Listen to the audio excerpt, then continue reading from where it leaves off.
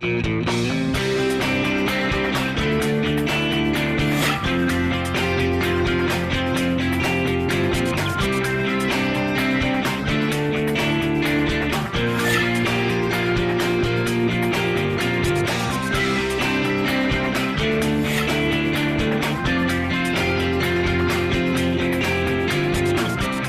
I'm Avery Davidson. Thank you for joining us for This Week in Louisiana Agriculture, the only TV show bringing Louisiana farmers and consumers together every week. My partner Kristen Oaks-White is judging cattle this week. There is now evidence that feral hogs are in every parish in Louisiana. That includes Orleans. The Louisiana Department of Agriculture and Forestry has found evidence in New Orleans East. In most places, the population is growing at an exponential rate. However, in Natchitoches Parish, the Natural Resources Conservation Service is partnering with the Soil and Water Conservation District and landowners to take a multifaceted approach to monitoring wild hogs, and they're seeing results. How do I sync that to my telephone? Casey Messenger is learning how to catch feral hogs. He knows they can destroy up to 20 acres of his corn crop in a single night. After we work 12 to 14 hours a day, the last thing I want to do is go chase hogs all night long. That's why he was one of the first to sign up with the Natchitoches Soil and Water Conservation District to allow the USDA to shoot hogs from a helicopter on his property. And how many have they killed? The first year we signed in the program, it was right at 35 to 40 hogs the first year. The second year, they killed 50-something hogs in this area. Benny Dobson says the first year, hunters and trappers removed more than 1,200 hogs from the parish, which even helps landowners not signed up in the program. They can be my hogs today, they can be your hogs tomorrow. Traps like this one are available for landowners to borrow from the Natchitoches Soil and Water Conservation District, but if you already own one, the NRCS can help you know when is exactly the right time to shut the gate. NRCS has also worked through their Environmental Quality Incentives Program, or EQIP, to start a feral hog pilot project in the area to help landowners in feral hog monitoring. And what that does, it provides some funding for a landowner to purchase a camera to monitor his property, to monitor feral hogs. Some technical assistance from NRCS to work with that landowner in monitoring and managing his feral hogs. Another requirement is they must have a feral hog trap. Wynn Parish also participates in the EQIP Feral Hog Monitoring Program. Since they're neighboring parishes, this really helps out. To learn more about the NRCS, you can visit our website at twilatv.org. $40 billion. That's what's at stake when agricultural leaders from the United States, Mexico, and Canada meet in Niagara Falls. Louisiana Commissioner of Agriculture and Forestry Dr. Mike Strain is now the president of the National Association of State Departments of Agriculture. It's in that capacity that he will sign the Tri-National Trade Accord. The trade revenue from Mexico and Canada combined is greater than that from China. Again, $40 billion. Dr. Strain says this meeting is to iron out trade issues between the countries, including Canada's decision not to import some dairy from the U.S. and the dumping of Mexican sugar into the U.S. market between 2011 and 2014. We will have discussions about the Mexican sugar dumping, and again, part of the purpose of these negotiations is to sit down in a one-on-one atmosphere and discuss those factors. Because at the end of the day, you don't want to always have to be in the courts dealing with these issues, with the trade courts on Mexican sugar dumping. And so when you look at sugar is, of course, vital to Louisiana, vital to the United States. And, of course, so that is going to be, a continued issue. Strain was quick to point out the value of U.S. agriculture to Canada and Mexico. He says while the U.S. makes up only 1/20th of the world's population, its farmers feed 1/5 of the world.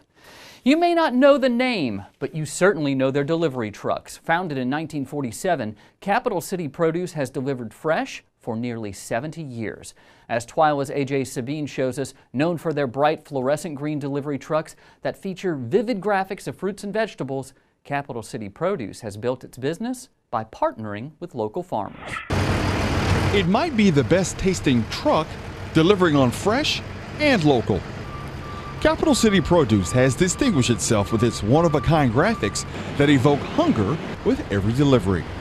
Founded nearly 70 years ago, CEO Paul Farashi explains that the secret to the company's success is its focus on building relationships with local farmers. My grandfather back 70 years ago, he was the first one to start building the relationship with the farmers. You know, back then they used to drive to New Orleans, meet with all the farmers, go to the French market, pick up all the local produce from the farmers. Then they would drive back from New Orleans, and along the way they'd stop at all the rural grocery stores, and they would sell their products. Then they would turn around and do it again the next day. Focusing on those relationships has grown the company into a $70 million produce distribution enterprise.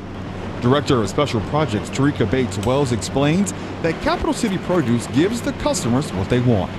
Locally raised produce grown by a farmer near you. We wanted to reach out to local farmers that didn't have an opportunity to do business with Capital City before to see if we can get them into our organization. And what we did, we started the Local Farm Initiative. And so what we do, we partner with the local farms and we try to help them become food safety certified as well. So we want to make sure that when we go out and we source this product from the local farms, that our customers are confident that not only do they have a local product, but they have the highest quality in food safety as well. Food safety frames every part of the process here at Capital City Produce.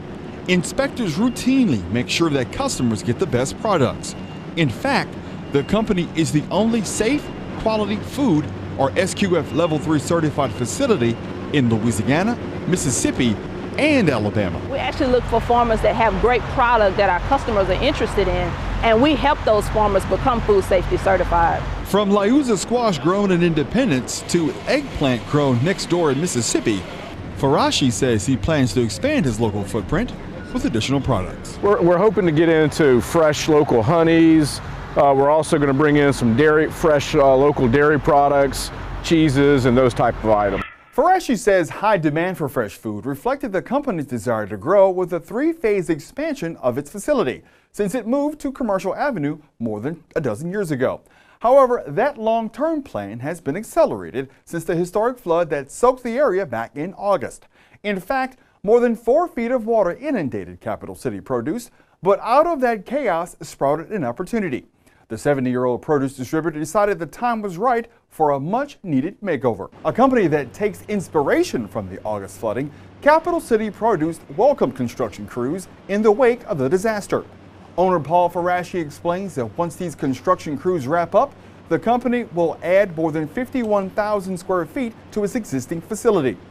Inside the structure, staff members work around the clock filling orders as gutted walls remind them of the historic flooding. Company patriarch Vince Farashi says the $12 million expansion is one of several milestones the company has achieved over a 70-year journey. We've come a long way in those 70 years. In fact, next year we're going to celebrate our 70th anniversary. And to this point, we have 4 generations involved in the business. So it's a very proud day for me. According to a published report, the expansion is set to open for June 2017. Avery, it was absolutely fascinating seeing how much produce they turn around on a daily basis. Yeah, I know that every time you see those trucks, gets you hungry, but they've really grown a lot over the years. Tell me a little bit about what kind of growth they've seen. Well, they've added another company, a subsidiary of Capital City Produce, and they have started with 4 trucks. Now they have 10 trucking produce from California to the capital region. That's quite a trek. You're going to have to make that one day. Thank you Yes, very sir. much, AJ Sabine. Well, produce farmers in Louisiana will have some help from the federal government to get ready for implementation of the Food Safety Modernization Act, or FISMA. Commissioner of Agriculture and Forestry Dr. Mike Strain says the Food and Drug Administration awarded Louisiana a $3.6 million grant to help prepare farmers for the new measures. Those new measures are to help track produce back to the farm and prevent contamination during harvest. Commissioner Strain says his office will distribute the money to the LSU and Southern Ag Centers to educate small farm owners about what they need to be compliant with FISMA. So everything is on track to be ready to be compliant at the appropriate time. We're going to work very, very hard. We're going to put all the assets of the department available to our producers so that they can be compliant, again, with the federal, this is federal, Food Safety Modernization Act. Strain says larger produce farmers, like those around Ponchatoula who grow strawberries, have until January 2018 to be FISMA compliant. But he also points out that most of them are 99% ready. Still to come on TWILA, we'll show you how this holiday treat is part of cutting-edge technology at the LSU Ag Center. Stay with us.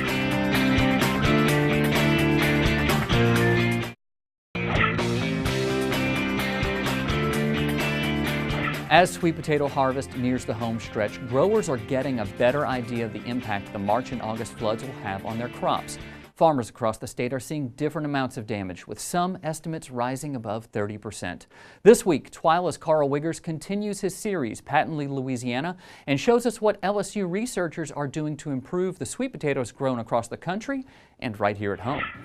At Calandro's Supermarket in Baton Rouge, customers are grabbing up bags of sweet potatoes fresh from the field. But before this sweet root makes its way to the produce section, it starts here, in the dirt. This year, Mother Nature has taken a toll on the crop, but the LSU Ag Center is working hard to create new, better varieties for farmers. Our major goal is to come up with varieties that are going to make the industry money. You know, we always are trying to get that increased yield, improved shape quality, and it all starts here in our crossing nurseries. Don Labonte is a sweet potato breeder for the LSU Ag Center. He and his colleagues are striving to create the best sweet potato variety for Louisiana growers. They do that here in these crossing nurseries. We train our sweet potatoes up onto these fences, and that helps stress them, and they generate flowers, and we allow honeybees to go around and they pollinate, and so we're able to generate about upwards of 25,000 true seeds a year. And each one of those has the potential of becoming a new variety. The Beauregard is a well-known variety developed right here at LSU, famous for its sweet taste and orange color. But Labonte says it's not the best, at least not anymore.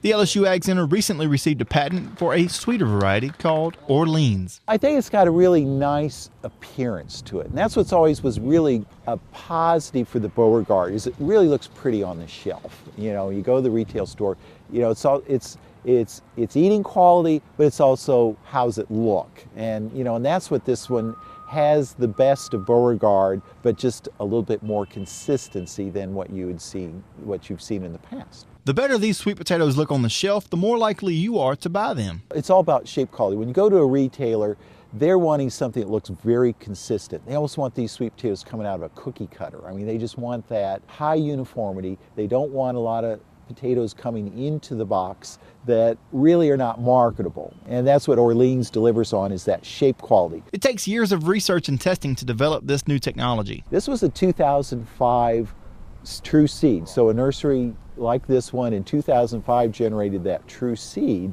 and it's taken that long to basically build up that confidence from us as a research group that it has the disease resistance we're looking for. We don't find any production glitches that, you know, we're not comfortable with the industry taking on, because it isn't a very expensive crop per acre to grow. It's one of the most costly vegetables to produce out there. With the Orleans now building its reputation in the fields and the marketplace, Labonte is back to the crossing nursery to continue improving this sweet industry. These are the best of the best, and we're trying to get something better than Orleans. That's my constant goal. As soon as you come out with something, I need to come out with something better, and something that's easier for the growers to grow and produces more tonnage and better shape. You know, that's that never-ending quest, and you think, wow, can I get there again? And you know what, we can. Labonte says that specialty sweet potato products are getting more and more shelf space in the retail market. He says this is a great sign for sweet potato growers and consumers alike. For the farmer, he's getting more of his potatoes in the store. For the consumer, he or she is getting a better variety to choose from at that store. And Avery, that's something I don't like to pass by without grabbing at least a couple to take home with me. Oh yeah, I love sweet potato fries, especially, you know, if I know a burger joint has sweet potato fries or one that doesn't, Absolutely. I'm going to go the one that does every time. And talking about sweet potato fries, didn't LSU work with Lamb Weston to come up with a special variety of sweet potato? They did. They worked with Lamb Weston, the processors, the ones that behind the machinery and, you know, the research there, but they also worked with the farmers to help them to find what works best in their dirt for their purposes. And Lamb Weston, is the variety is not the prettiest that they're growing there, but it produces what the factory needs, the processing plant needs, and that's more tonnage, more, you know, yield, higher yield.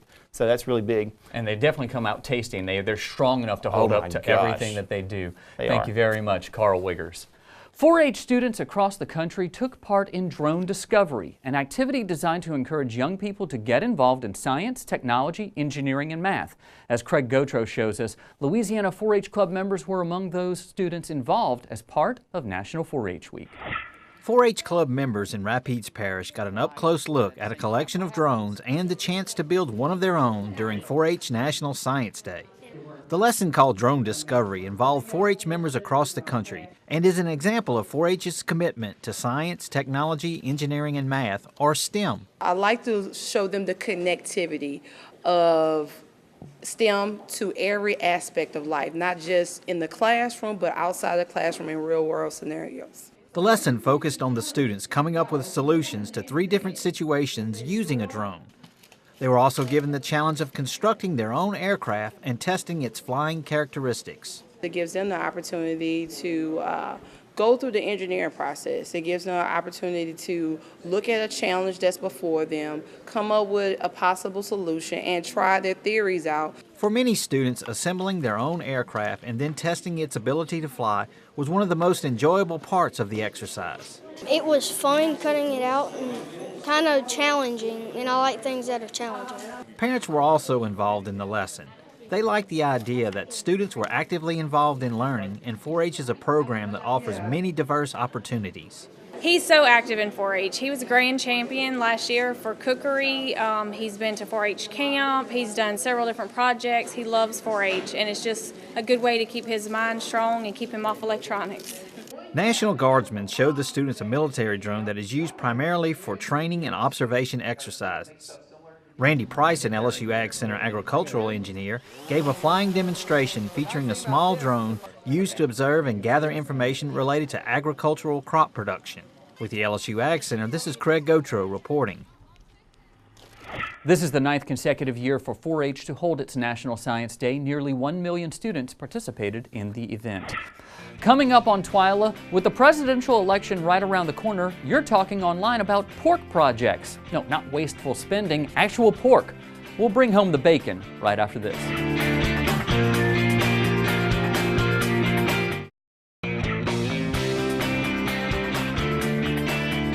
Now it's time for Trending on TWILA, where we go online to see what you guys and gals were talking about on social media this week.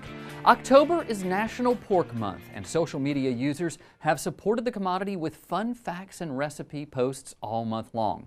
The Warren County Agriculture page posted a recipe for sizzling chili pork chops, while Copperwood Pork shared a photo of bacon-wrapped pork chops stuffed with goat cheese. As far as I'm concerned, that's goat cheese wrapped in pork, wrapped in bacon, and that's what I'm going to be cooking for dinner tonight. Elanco tweeted, "Did you know that pork is the most widely consumed meat around the world?" The Missouri Department of Agriculture posted this graphic on its Facebook page. 64 pounds of pork? That's a whole lot of bacon. Many ag groups used Pork Month as a time to clear up misconceptions and educate consumers about how their food is grown. Once Innovations tweeted this great video with stories from real pig farmers to put a face on the farmer who grows the pork for your plate. The Farmer's Daughter Facebook page posted this picture to educate followers that pigs supply us with more than just pork. Hey, look at football. No pig skin. Arkansas Farm Bureau tweeted this photo informing their followers that growth-enhancing hormones have been banned in pork and poultry since the 1950s. The American Animal Alliance posted this article with 14 facts about pig farming. We posted a link for you to check out on our website, twilatv.org. Now moving on to this week's TWILA Trivia. Last week the question was, which state grows the majority of the pumpkins processed in the United States? And the correct answer is C, Illinois. This week's trivia question is, where did the saying, living high on the hog, originate? Is it A, Buckingham Palace, B, the U.S. Army, or C, the White House? To enter this week's trending trivia contest, simply log on to your Facebook or Twitter account and post your answer with the hashtag TWILATrivia, or you can always submit your answer on our website at twilatv.org. Earlier in the show, we looked at opening more trade with neighboring countries and what effect that could have on our food supply. One curveball in changing our trading practices is Cuba. Now, of course, we've looked extensively at that here on TWILA, but recent changes have opened up the island nation in ways we've not seen since before the embargo. Joining us now is TWILA's Neil Melanson with this week's Bottom Line. And part of that change is right there in your hand, and it is one of my absolute favorites. Well, Avery, it's not just one of your favorites, it's favorites of a lot of people. Rum and, of course, cigars being some of the most popular exports Cuba has to offer the United States. Recent changes by the Obama administration have made it a lot easier to bring in both this and cigars in the United States. And, of course, rum and cigars are some of the most popular trade, and they're agricultural products that have gotten a lot of attention. But there are some other changes that affect how we trade with Cuba. So I'm going to run down a list of 3 of the biggest changes that have happened recently. Now keep in mind, these have all happened within a month, so the situation is extremely fluid. First up, of course, is the travel restrictions of only allowing $100 worth of rum and cigars travelers could carry back. Now you can bring back all that you can carry. That may seem small, and relative to the amount of goods out there, it is. But the big deal there is it makes it more attractive to tourists going to the country and spending more money there. That's going to mean wealth for a country hobbled by communist practices and the embargo. That's important because, 2, there are changes to financing for agricultural inputs such as fertilizers and chemicals. The big change is the way U.S. companies can now extend credit into Cuba. Now, there are no restrictions on it, which means more cash flow into Cuba. The more money they have means more money to buy our products. There's a problem, and that is there are still restrictions on directly selling ag products into Cuba. This can't be changed without congressional action. Finally, before now, U.S. ships going to Cuba could not return to the U.S. for 6 months. Certainly, shipping companies were finding creative ways to get around that rule, but it was red tape interfering with traffic overall. The bottom line is we're moving closer to trade with Cuba every single day. The most important aspect of these changes, I think, is the snowball effect these changes are having. Momentum is definitely pushing towards opening Cuba up for full trade, and after the election would be a prime time to do it. It's probably a good thing that we're stalled a bit right now, as we still need to work out some of the details of issues such as how to protect our sugar growers in Louisiana from Cuba dumping it and our markets. And Avery, of course, you've been to Cuba twice now. Tell me what you think about, are we pushing closer, do you think, to that full trade with Cuba? I think we're seeing the first openings here, but I think we still have a little bit of a ways to go. And with these little incremental changes, I think the next logical step is going to be something already before Congress, and that's the Crawford Act. Congressman Rick Crawford out of Arkansas is the author of that bill. Congressman Ralph Abraham of Louisiana, one of the major supporters of that bill, and that is kind of surgical in what it does. It would open up financing for agricultural items so that we would be able to sell rice, and instead of having to have cash on hand, which is what they currently do with Cuba. Cuba has to be able to pay cash for what they get. This would allow banks to finance it, offer them credit, extend credit to Cuba, and that's going to help our farmers too. So I think that's where we're going to see the next opening, but it's going to take a little bit of time. I don't think it's going to happen until after the elections. Certainly, and I think when you have things like that pass and you get more businesses that are dependent on trade with Cuba, then you get more legislative pressure to open up that trade even further. Now, if only President Obama had relaxed the restrictions before my last trip, I'd have been able to bring back more Havana Club. More of that. This is 7-year rum. It's really good. Yeah, it's really tasty. I only have that much left. Thank you very much, Neil Melanson. Well, that does it for this edition of TWILA. Next week, the TWILA team will be at a staff retreat, so we will be out. However, when we return, Carl Wiggers will have his final installment of the series, Patently Louisiana. Until then, you can catch up on all of our stories online at twilatv.org, and be sure to follow us on Facebook, Twitter, and Instagram. We'll still be active there. For all of us here at TWILA, thank you for joining us. We hope to see you again right here in a couple of weeks.